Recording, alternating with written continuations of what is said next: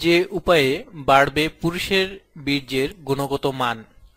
পুরুষের বীর্যের গুণগত মান উন্নত করার গুরুত্বপূর্ণ তথ্য জেনে নিন।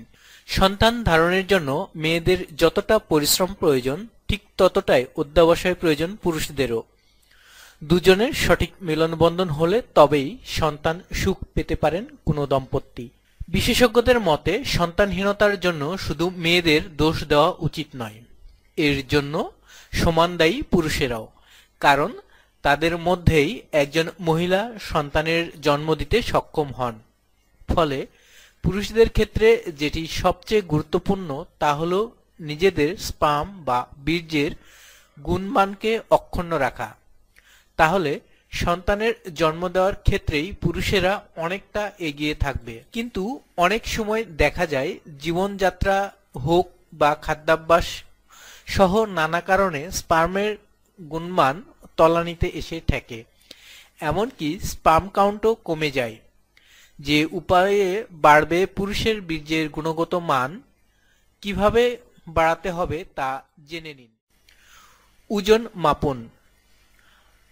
আন্ডারওয়েট বা ওভারওয়েট হলে তার প্রভাব স্পার্মে পড়ে, তাই সবার প্রথমে নিজের ওজন মেপে নিন। শাক খান। পালং শাকের মতো খাবার স্পার্ম বাড়তে খুবই উপযোগী। নিজের ডায়েট পালং শাক রাখতে ভুলবেন না। বদভ্যাস ত্যাগ করুন। সিগারেট খেলে স্পার্ম কাউন্ট কমে যায়, এছাড়া বীর্যের গতিও স্লথ হয়ে পড়ে, তাই ধূমপানের অভ্যাস থাকলে তা ছেড়ে দিন বা যতটা সম্ভব কমিয়ে দিন। অ্যালকোহল খাবেন না।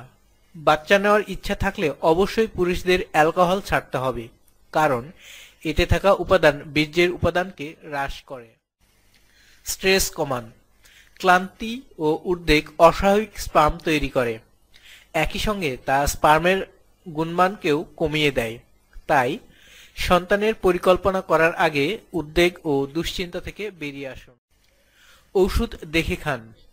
নিজে থেকে ডাক্তার না করে সবসময় চিকিৎসকের পরামর্শ নিয়ে ওষুধ খান, কারণ অনেক ওষুধ এমন রয়েছে যা বীর্যের গুণমান শুধু কমায় তাই নয়, স্পার্ম কাউন্টও কমিয়ে দেয়।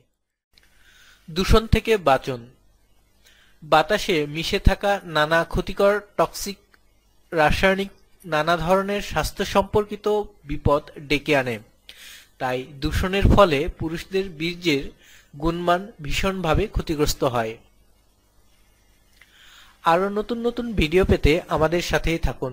Please subscribe, like, share and comments or video. ধন্যবাদ। আরও নতুন নতুন ভিডিও পেতে আমাদের সাথেই থাকুন। Please subscribe, like, share and comments or video. ধন্যবাদ।